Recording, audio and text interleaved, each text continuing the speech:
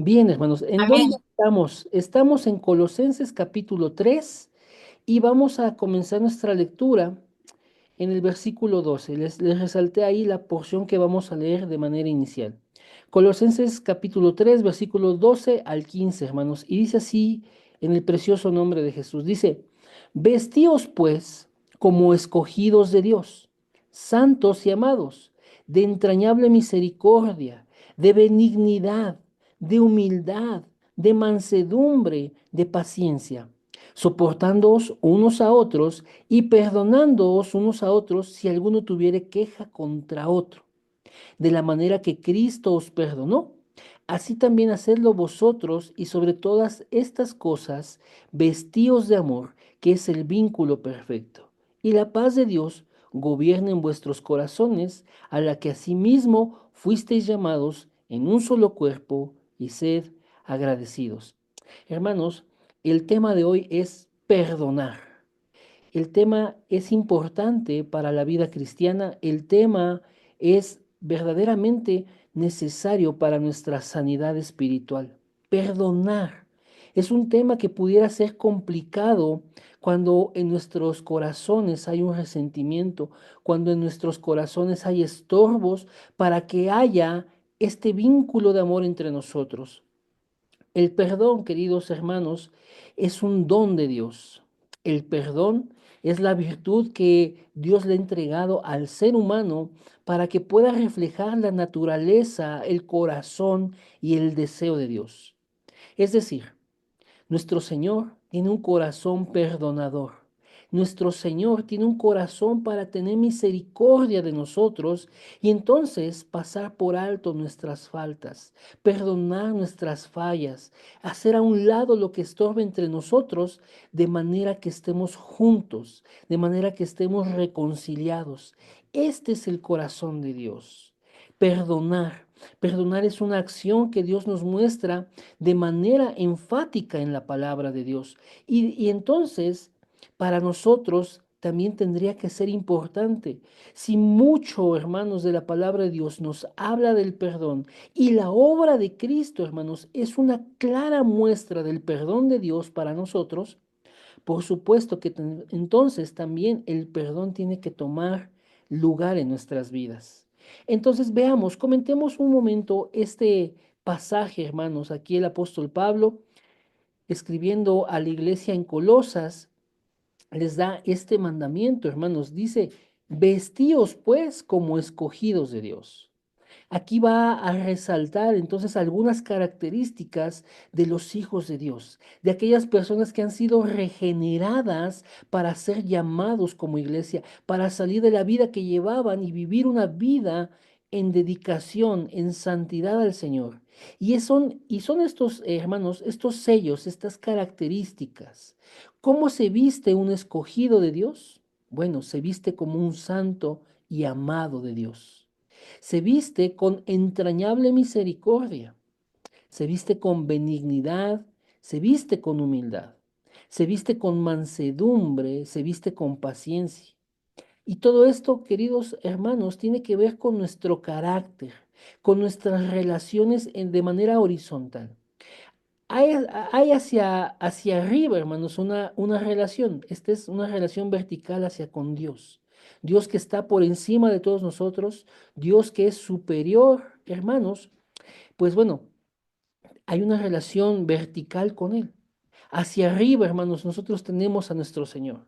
Él está por encima de todo, Él es dueño de todo, Él es soberano, Él está, hermanos, en lugar, hermanos, de verdad, de preeminencia.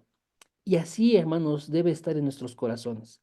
Sin embargo, en nuestras relaciones horizontales, en la relación con nuestros pares, con la gente que nos rodea, hermanos, esta situación tiene que llevarnos a pensar que nuestra vida en comunidad, nuestra vida en relación con otros, tiene que ser de la manera que al Señor le brinde honra, le traiga gloria con nuestra manera de vivir. Si nosotros somos escogidos de Dios, requerimos equiparnos de estas cosas, ser santos, ser amados, ser misericordiosos, ser buenos o benignos, ser humildes, ser mansos, tener paciencia, De manera que en el roce que pudiera ocasionarse en la convivencia con nuestros hermanos, con las personas que nos rodean, nuestra familia, nuestros compañeros de trabajo, personas con las que podemos tener algún trato, nos podamos soportar. Pero aquí principalmente el texto está dirigido a la iglesia. Entonces, dentro de esta comunidad de creyentes, dentro de esta asamblea de santos, nos podamos soportar los unos a los otros y nos podamos perdonar si tuviéramos queja contra alguien. Y sin embargo, hermanos, esto tiene que estar y tiene que ser en el estándar de Dios. Lo hermoso es que la palabra siempre nos da la respuesta. Y el versículo 13 dice de qué manera tiene que ser. Aquí, hermanos, les voy a resaltar solamente esta parte. ¿La alcanzan a ver? Amén. Este es el estándar de Dios para el perdón. De la manera que Cristo os perdonó, así también hacerlo vosotros. Ya tenemos la guía, ya tenemos el estándar, ya tenemos la manera de hacerlo. De la manera que Cristo os perdonó,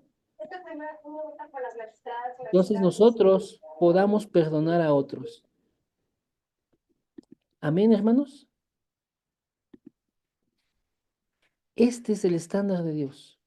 El perdón que Cristo nos ha dado es el perdón que debe de obrar en nuestros corazones. ¿Para qué? Vamos a ver lo que dicen los versículos 14 y 15. Y sobre todas estas cosas, vestíos de amor, que es el vínculo perfecto. Es que el perdón abunda para la unidad.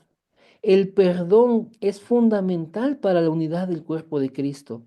El perdón nos brinda relaciones significativas, nos brinda verdadero sentido de unidad, nos brinda, hermanos, el amor. El perdón es esencial para el amor. Y Dios desea que nosotros, como sus hijos, podamos estar en este vínculo perfecto. La palabra de Dios califica así el amor, como un vínculo perfecto, como la unidad, como ese lazo que nos une y que nos hace uno, hermanos. Y la paz de Dios, dice el versículo 15, gobierne en vuestros corazones. El perdón es significativo para que haya paz entre nosotros, para que nosotros mismos experimentemos tranquilidad, experimentemos paz y que nuestro corazón, hermanos, descanse en paz. Dice que esta paz a la que Dios nos llamó en un solo cuerpo, hermanos, es algo por lo que tenemos que estar agradecidos.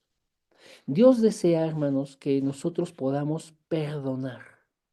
Desea que podamos estar con un carácter, hermanos, que refleje a Cristo, como en la santidad, como en la misericordia, en la bondad, en la humildad, en la mansedumbre, en la paciencia. De modo que si surgiere algo entre nosotros que nos rompe un poco esta unidad, nosotros podamos resolverla a través del perdón. El perdón va a abundar hacia el amor, va a abundar hacia la paz y va a abundar hacia la gratitud también. Dios desea que su iglesia, como comunidad de santos, como asamblea de santos, se mantenga en amor, se mantenga, hermanos, en la unidad. De manera, hermanos, que el perdón es algo esencial para la vida cristiana. ¿Vamos bien hasta aquí? Amén. Amén. Bien, Amén. entonces vamos a avanzar en otros pasajes y miren, vamos a ir a la carta a los Efesios capítulo 4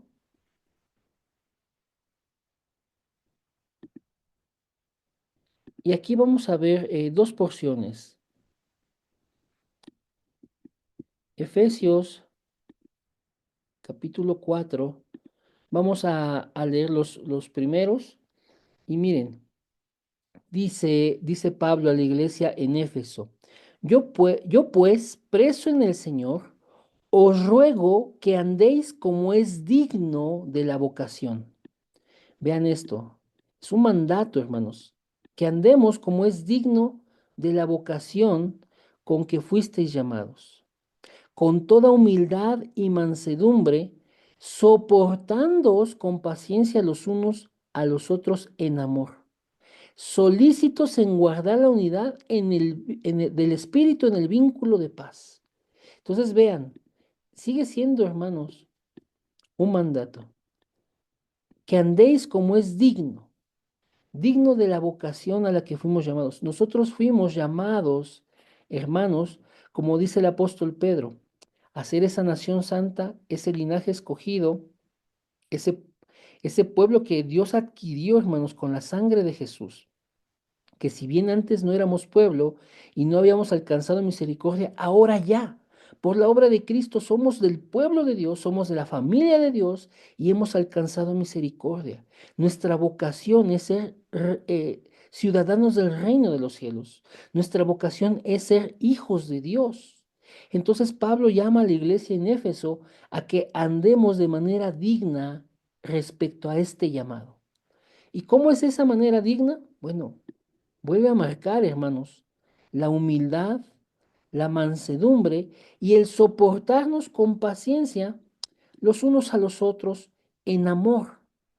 Y entonces que estemos solícitos, es decir, que estemos prestos, que estemos dispuestos a guardar la unidad del Espíritu en un vínculo de paz, hermanos. En un vínculo ah, que nos entrelaza, en un vínculo que nos mantiene juntos, en un vínculo que nos hace pertenecer a un mismo cuerpo. El amor, hermanos, de verdad es una de las virtudes grandes en la palabra de Dios.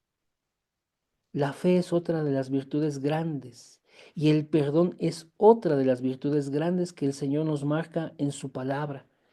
Y vamos a avanzar hacia los versículos finales de este capítulo también, en la carta a los Efesios, y vean cómo dice aquí la palabra. Versículo 31 y 32. Quítese de vosotros toda amargura, enojo, ira, gritería, maledicencia y toda malicia. Antes sed benignos unos con otros, misericordiosos, perdonándoos unos a otros, como Dios también nos perdonó a vosotros en Cristo. Aquí, hermanos, volvemos a tener, digamos, el paralelo de lo que vimos en Colosenses. Nos llama, hermanos, a ser benignos, si lo pueden notar ahí. Nos llama a ser misericordiosos, nos llama a perdonarnos unos a otros y en el estándar de Cristo, hermanos. Como Dios también nos perdonó a vosotros en Cristo. El texto de Colosenses dice, como Cristo los perdonó, bueno, así perdonen ustedes. Aquí nos dice, como Dios los perdonó en Cristo, así debemos de hacerlo. Hermanos, pero vean lo que dice el versículo 31. Que se quite de nosotros amargura, enojo, ira, gritería, maledicencia y toda malicia. Y es que en muchas ocasiones vamos arrastrando conflictos, vamos arrastrando problemas y eso genera una falta de perdón, lo que va a dar pie a que haya amargura, haya enojo, haya ira, gritería, que empecemos a maldecir y pensemos en malicia, hermanos. La falta de perdón definitivamente es una carga para la persona que lo lleva. La falta de perdón es un gran peso sobre las espaldas de aquellos que pudiendo gozar, hermanos, de la unidad, del amor, de la edificación mutua, hermanos, se están perdiendo porque hay un rencor que no ha sido sanado, porque hay una herida que no ha sido sanada, no hay un asunto que haya sido tratado de manera que haya una reconciliación entre los pares. ¿Vamos bien hasta aquí?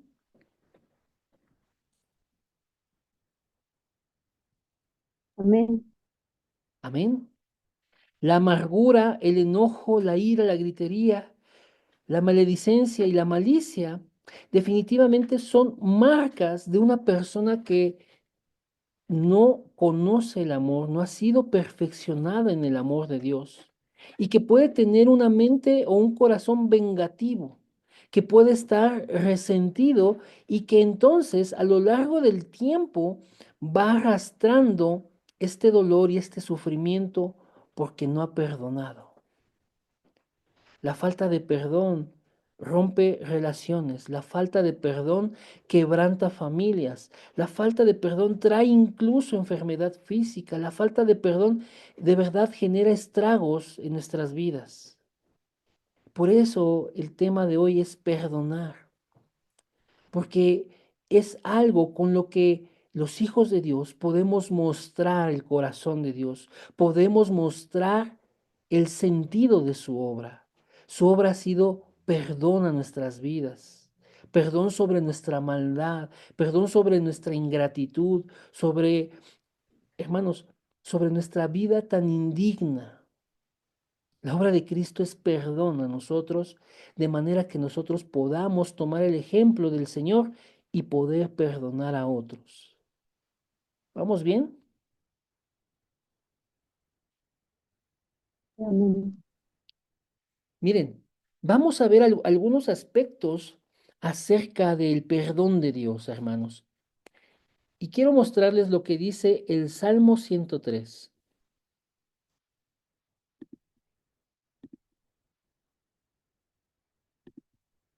Bien, vamos a este salmo que dice algo maravilloso. Vean. El Salmo 103, versículo 3 dice así, refiriéndose a Dios, Él es quien perdona tus iniquidades, el que sana todas tus dolencias. Vean la obra del Señor. El Señor nos perdona nuestra iniquidad. Verdaderamente Él es el único que puede hacer esto. Él tiene el poder para olvidar, para hacer a un lado esta maldad en nuestras vidas. Dios es quien perdona nuestras iniquidades y sana nuestras dolencias, todas nuestras dolencias, dice aquí el texto. Veamos lo que dice el profeta Miqueas. Esta porción también es maravillosa, hermanos. Bien, Miqueas. En el capítulo 7, este es un texto conocido. Miqueas 7, versículo 19. Miren, dice acerca del Señor, Él volverá a tener misericordia de nosotros, sepultará nuestras iniquidades y echará en lo profundo del mar todos nuestros pecados. Habla de cómo Dios se va a olvidar, cómo Dios se va a deshacer de nuestra maldad, de nuestro pecado.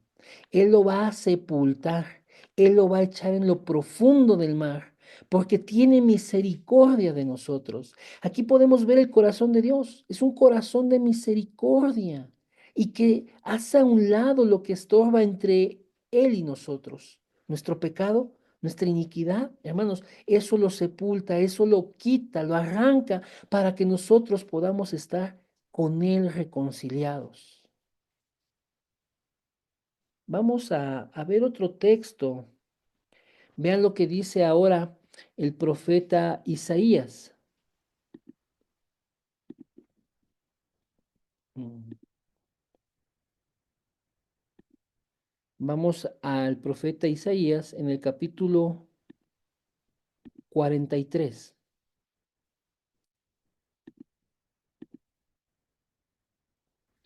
Y vamos a resaltar el versículo 25.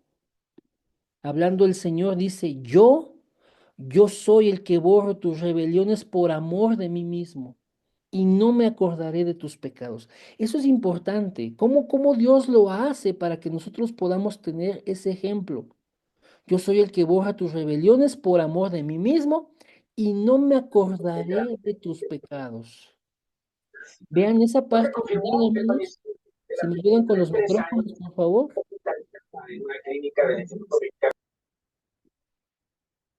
Vean cómo el Señor dice aquí que no se acordará de nuestros pecados. Y un texto que muchos ya hemos leído, muchos hemos utilizado en el camino de salvación, que está en la primera carta del apóstol Juan, capítulo 1, versículo 9. ¿Ah? Si confesamos nuestros pecados, Él es fiel y justo para perdonar nuestros pecados y limpiarnos de toda maldad. Bien, ¿vamos bien hasta aquí? Amén. Él es fiel y Amén. justo. Amén. Y miren, un texto más, un texto más. Veamos lo que dice el escritor a los Hebreos en el capítulo 8. Vamos a tomar el versículo 12. Hablando igualmente del Señor, dice que Él será propicio a las injusticias y nunca más se acordará de los pecados ni las iniquidades. Ah, definitivamente, en estos textos podemos encontrar el corazón de Dios. Es un corazón perdonador, es un corazón que busca tener misericordia y va a deshacerse del pecado, se va a olvidar del pecado, lo va a echar a la mar, lo va a sepultar. ¿Sí? Bien. ¿Por qué leemos esto primero? Porque el estándar de Dios es que nosotros podamos perdonar de la manera en que Cristo lo hizo, de la manera en que el Señor lo hizo. Entonces, vean lo que significa el perdón en el corazón del hombre delante de Dios, ¿sí? Vamos a ir a los proverbios, hermanos. En este libro de proverbios, vamos al capítulo 19. Vean cómo califica Dios el perdón en el corazón del ser humano, en el corazón de nosotros como sus hijos. ¿Alguien lo puede leer? ¿Alguien le puede dar lectura, por favor? La, cor- la cordura del hombre detiene su furor y su honra es pasar por alto la ofensa. Amén. Muchas gracias, muchas gracias. Vean cómo delante de Dios la cordura en ti, en mí, detiene el furor, aplaca la ira, nos lleva a ser prudentes y evitar que nosotros cometamos actos de los que después nos podamos arrepentir. La cordura evita que el hombre descargue su furor. Pero vean lo que dice la segunda parte del proverbio. Y su honra, es decir, la honra para el ser humano, la honra para ti, la honra para mí, es pasar por alto la ofensa. Pasa por alto la ofensa. Perdónala.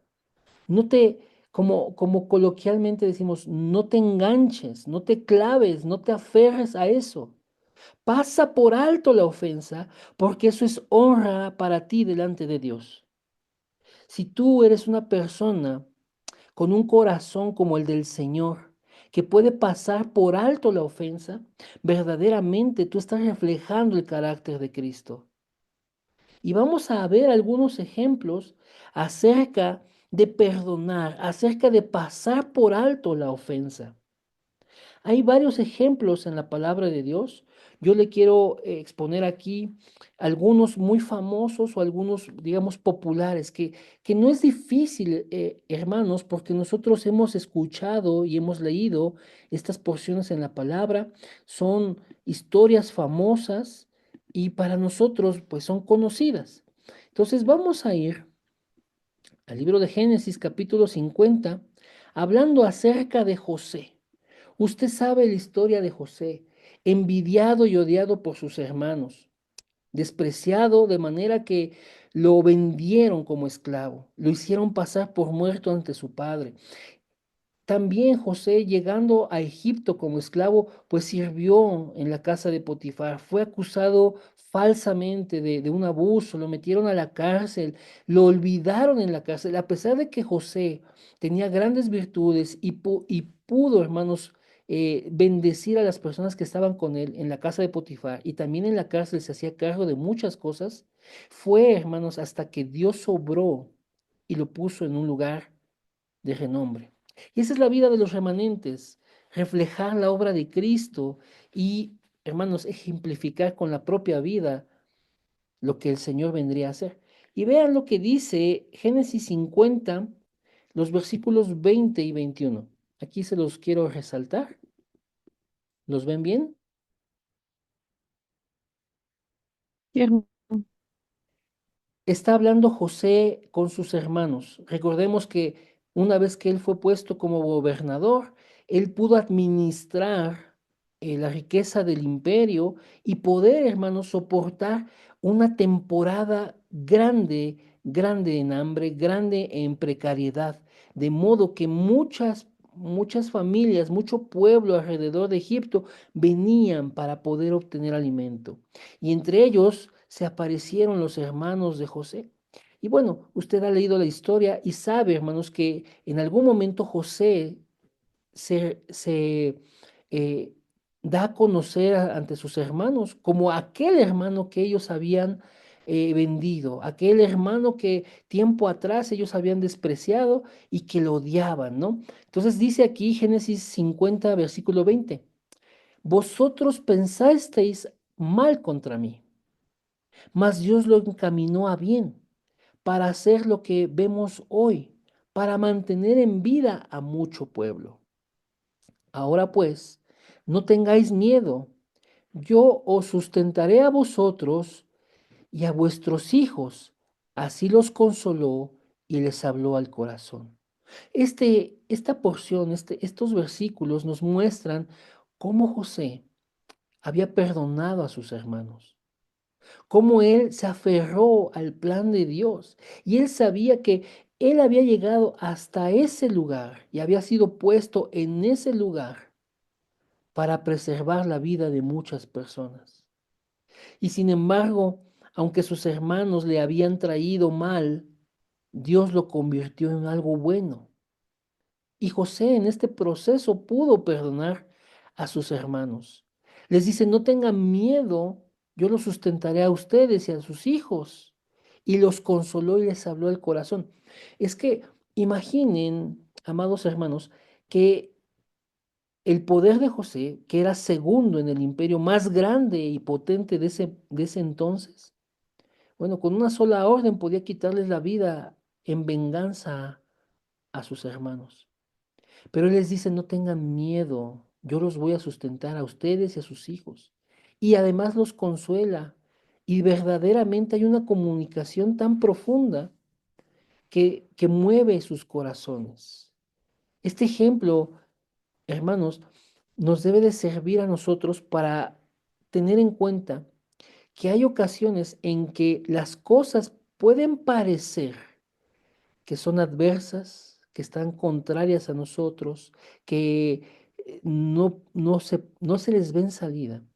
Pero Dios obrando, Dios teniendo control de todas las cosas, nos va a llevar a buen puerto. Pero el proceso nos tiene que servir para perdonar, nos tiene que servir para analizar el plan de Dios y ver que era necesario pasar por ello, pero que nuestro corazón esté sano para perdonar.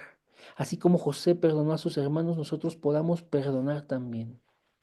Bien, quiero darles otro ejemplo conocido, y este está en el libro del profeta Samuel. Voy a darme prisa porque hay varias cosas que aún es necesario mencionar. Primer libro de Samuel, capítulo 24, los versículos 18 y 19. Está hablando aquí de este encuentro que tiene David con Saúl. Saúl desde tiempo atrás quería matar a David porque sabía Saúl que había sido desechado delante de Dios y ahora Dios había entregado el reino a David. Su corazón se llenó de celos, se llenó de amargura y de odio por David y buscaba ocasión para matarlo. Sin embargo, en cierta ocasión, David pudo matar a Saúl, pero él no lo tocó. Él respetó su vida. Fácilmente le pudo haber matado porque estaba vulnerable, estaba durmiendo, pero no lo hizo. Y vean lo que dice aquí el texto. Dice, tú has mostrado hoy que has hecho conmigo bien. Está hablando Saúl a David. Pues no me has dado muerte habiéndome entregado Jehová en tu mano. Porque ¿quién hallará a su enemigo y lo dejará ir sano y salvo? Jehová te pague con bien por lo que en este día has hecho conmigo. Este texto está muy claro. Como una persona que tiene un alma vengativa, una persona que dice, yo me he de vengar de estas personas que son quienes me han causado daño, bueno, toman la ocasión para hacer daño, para regresar el mal por el mal. Pero aquí David regresó un bien por el mal que le había hecho Saúl. Dice, Jehová te pague con bien por lo que en este día has hecho conmigo. Saúl reconoce que el reino de Dios ha sido entregado a David y establecerá su trono de manera firme, de manera estable. Y él tiene que hacerse a un lado. Pero, hermanos, el centro de este pasaje es el perdón que David da. Pudiéndolo haber matado, David perdona la vida de Saúl.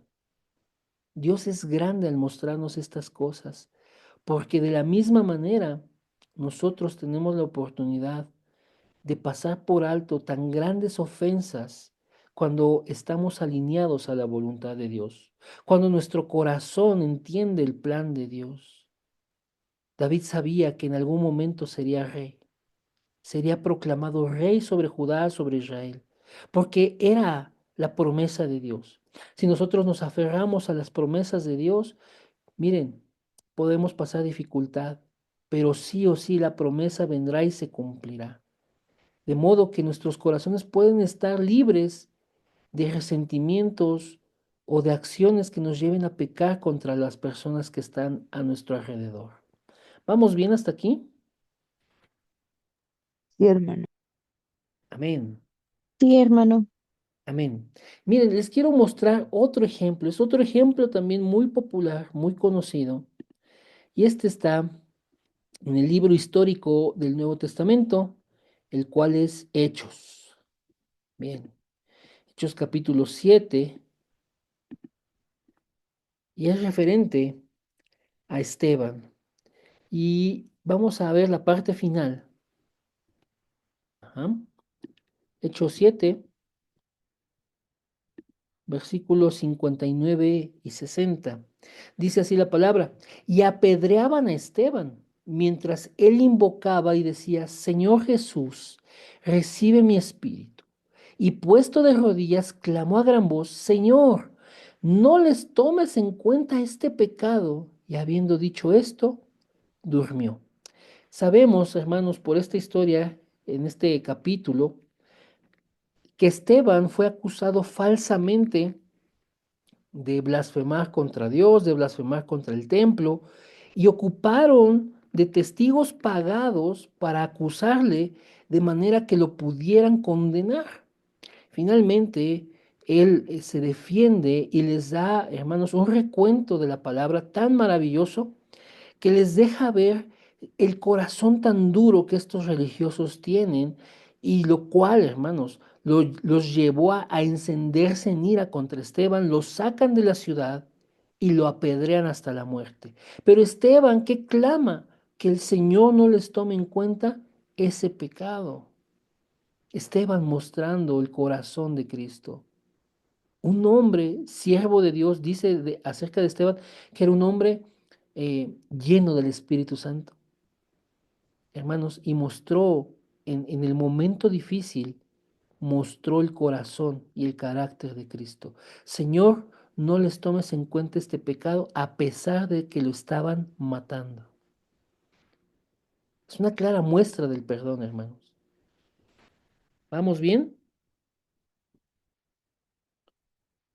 Amén. Bien. Pues bueno, les quiero leer un pasaje, amados hermanos, que nos ilustra qué es lo que va a pasar con las personas que no perdonan. El Señor Jesús enseñó esto en el Evangelio de Mateo, capítulo 18. Miren, voy a apurarme para que podamos terminar el tema. Hay varias cosas que aún quiero mencionar. Igual tal vez tengamos que hacerlo en dos sesiones, hermanos. Pero bien, esta parábola, esto que el Señor utilizó para enseñar acerca del perdón, los dos deudores.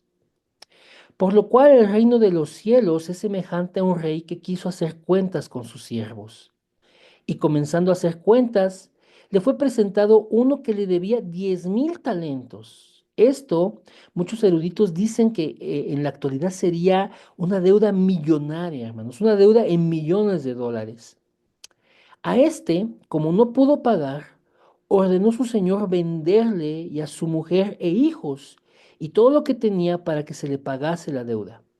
Entonces aquel siervo, postrado, le suplicaba diciendo, Señor, ten paciencia conmigo y yo te lo pagaré.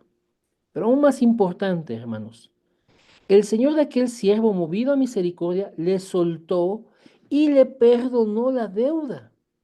Pero saliendo aquel siervo halló a uno de sus consiervos que le debía 100 denarios. Los mismos eruditos dicen que esto es una deuda muy, muy menor, muy, muy por debajo en comparación a la otra deuda. Y haciendo de él, le ahogaba diciendo, págame lo que me debes. Entonces su consiervo, postrándose a sus pies, le rogaba diciendo, ten paciencia conmigo, yo te lo pagaré todo. Mas él no quiso, sino fue y lo echó en la cárcel hasta que pagase la deuda. Viendo sus consiervos lo que pasaba, se entristecieron mucho y fueron y refirieron a su señor todo lo que había pasado. Entonces llamándole su señor, le dijo, siervo malo, toda aquella deuda te perdoné porque me rogaste. ¿No debías tú también tener misericordia de tu consiervo, como yo tuve misericordia de ti? Entonces su señor, enojado, le entregó a los verdugos hasta que pagase todo lo que le debía. Así también mi Padre Celestial hará con vosotros si no perdonáis de corazón cada uno a su hermano sus ofensas.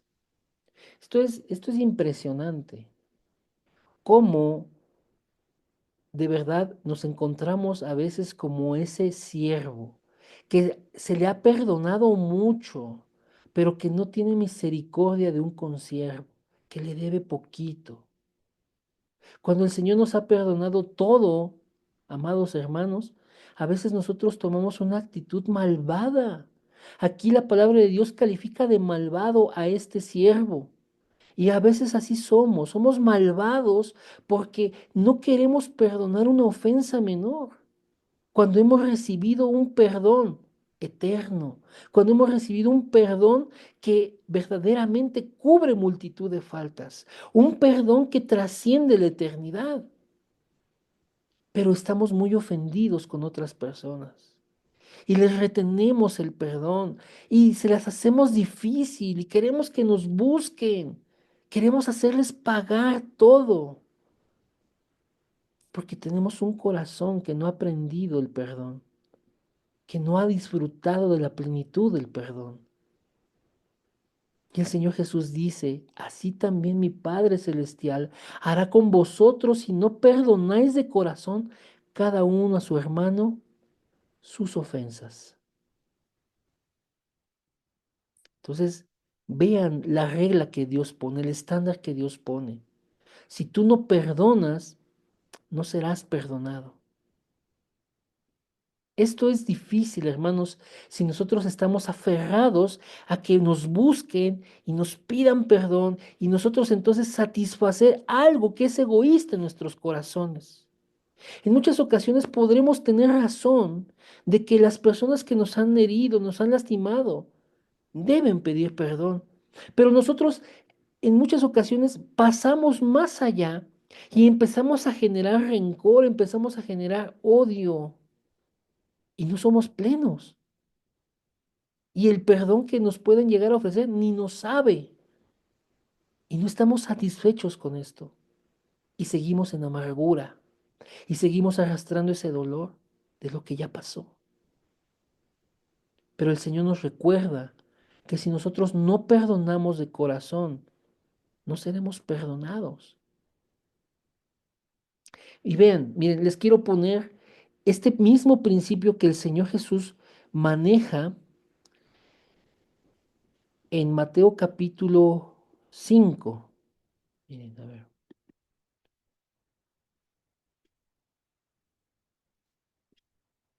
Cuando el Señor está dando el sermón conocido como el sermón del monte, dice esto, hermanos. Miren, ay, Mateo 5, 7.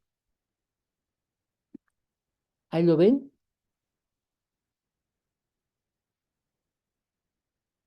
¿Me Sí, escuchan, hermanos? Amén. Bien, Mateo 5, 7 dice, bienaventurados los misericordiosos, porque ellos alcanzarán misericordia. Está en sentido positivo, el otro está en sentido negativo. Si tú no perdonas de corazón, no serás perdonado. Este está en sentido positivo. Bienaventurados los misericordiosos, porque ellos alcanzarán misericordia. Ese mismo principio. Si tú tienes misericordia, alcanzas misericordia. Si tú no perdonas, no serás perdonado. Vean lo que nos dice el Señor en la carta de Santiago. Vamos a la carta de Santiago, capítulo 2,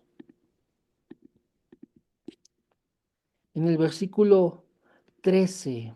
Se los voy a resaltar aquí, hermanos. ¿Lo alcanzan a ver? Sí. sí, hermano. Dice, Amén. dice así el Señor. Porque juicio sin misericordia se hará con aquel que no hiciere misericordia. Y la misericordia triunfa sobre el juicio. Pero vean la primera parte. Si tú no tienes misericordia, sobre ti hay un juicio que es sin misericordia. Porque tú no has dado misericordia a otros, no habrá misericordia para ti. Esto es tremendo, hermanos. O sea, de verdad, es para pensar. Si yo no tengo misericordia, ¿cómo quiero alcanzar misericordia? El Señor dice, no habrá para ti misericordia en el juicio. Necesitamos, hermanos, evaluar nuestro corazón. Y bien, ya para cerrar, hermanos, porque el tiempo ha avanzado y se ha consumido, vamos a nuevamente, bueno, vamos al Evangelio de Lucas. El Evangelio de Lucas nos dice lo siguiente acerca del perdón. Vamos al Evangelio de Lucas, capítulo 17. Ah, miren aquí rápidamente.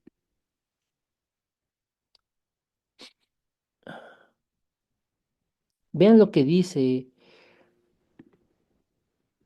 hablando el Señor Jesús. Lucas 17, 3 y 4. Mirad por vosotros mismos. Si tu hermano pecare contra ti, repréndele. Y si se arrepintiere, perdónale. Si 7 veces al día pecare contra ti, 7 veces al día volviere a ti diciendo, me arrepiento, perdónale. ¿Sí? Aquí el Señor está diciendo que el perdón debe de ser vasto, el perdón debe de estar disponible, el perdón debe estar de manera abundante para aquel que de verdad arrepentido te pide perdón. El Señor está diciendo, el perdón tiene que estar siempre. El perdón no debe de tener límite. Si alguien 7 veces al día pecare contra ti, pues las mismas 7 veces al día, si volviera a ti diciendo me arrepiento, perdónale. Aquí el Señor está usando una figura literaria que se llama hipérbole para magnificar algo. ¿Qué es lo que quiere magnificar el Señor? Pues la disponibilidad del perdón, el otorgamiento, la extensión del perdón, el que yo demos perdón a otros.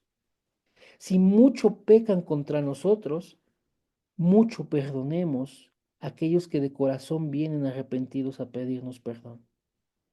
Perdonar, perdonar es el corazón de Dios. Perdonar es algo esencial para la vida del creyente. Perdonar refleja la obra de Cristo y refleja el carácter de Cristo. Perdonar, hermanos. Este texto, hermanos, el paralelo de este texto también está en el Evangelio de Mateo. Y aquí vean el lenguaje que usa el Señor. Miren, vamos rápido, yo quiero apurarme. eh, Vamos a Mateo 18,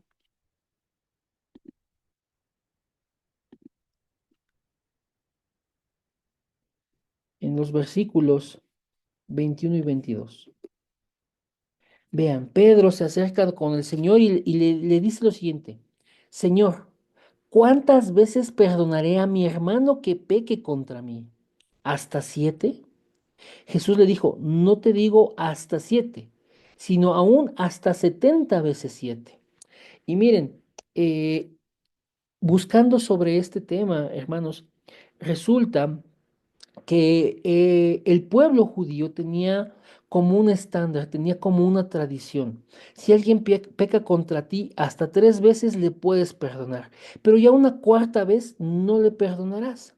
Esto era porque en el profeta Amós, el Señor habla diciendo que 3 veces le perdonaría a diversas ciudades su pecado, su iniquidad, pero una cuarta ya no. Y entonces el pueblo, malinterpretando esta situación específica del profeta Amós, se había hecho una falsa idea de perdonar solamente 3 veces, una cuarta vez ya no.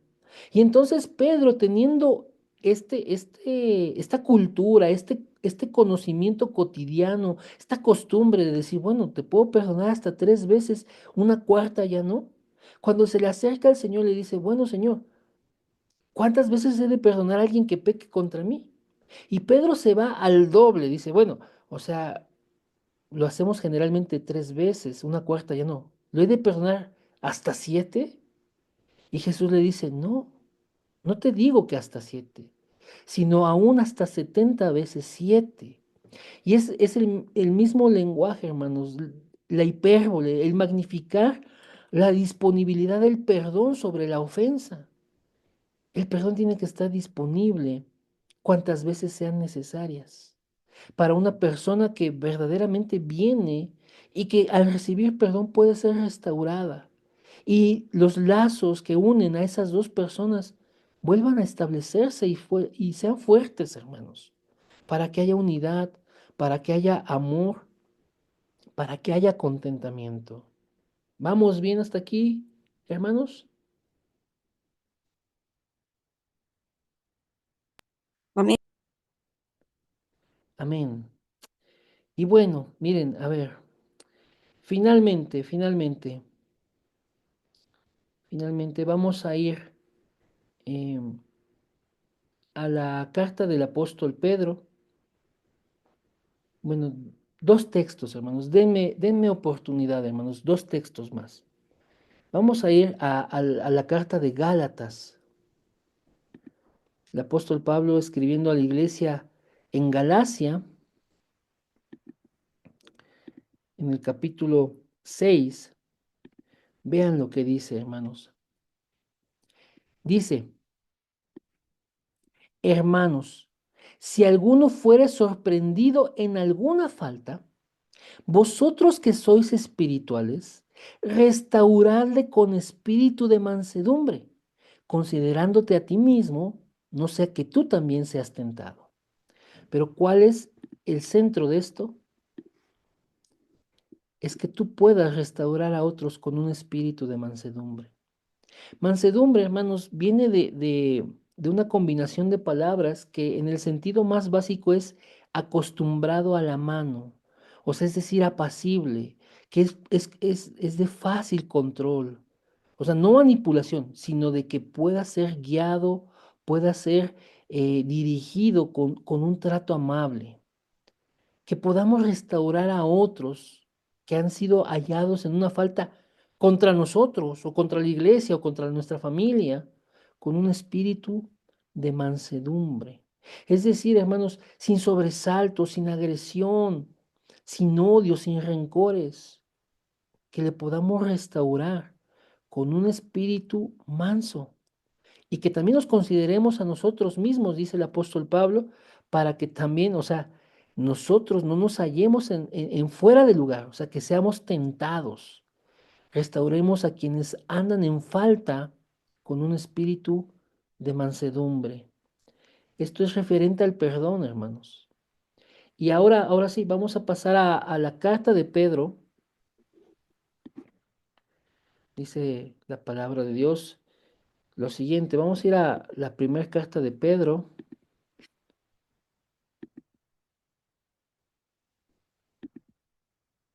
Es el capítulo 4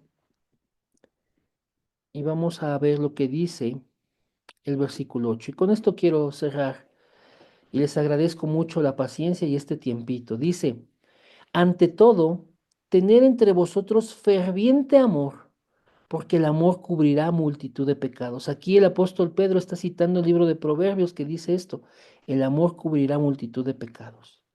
El apóstol nos manda a que entre nosotros, como hermanos, como hijos de Dios, como un mismo cuerpo, pueda haber entre cada uno de nosotros un ferviente amor, para que ese amor pueda pasar por alto, pueda cubrir los pecados, esas faltas que en la convivencia podemos generar, esas faltas que por una actitud desatendida, desatinada, nos llevan a herir y lastimar a otros. El Señor quiere que nosotros podamos tener un amor que es más grande que esas faltas, de modo que el amor pueda cubrir esos pecados. Amados hermanos, el perdón es esencial para la iglesia. El perdón es esencial para nosotros como creyentes, como hijos de Dios. El perdón refleja el carácter y la obra de Cristo. El perdón es un principio que Dios ha establecido. Necesitamos ver que el perdón es necesario para nuestras vidas. Nos libera, nos trae paz, a la otra persona le restaura. Pero también, hermanos, es algo necesario en amor delante de Dios. Si queremos recibir misericordia y perdón, nosotros también entreguemos a otros misericordia y perdón. Bien, hermanos, hasta aquí la palabra de Dios.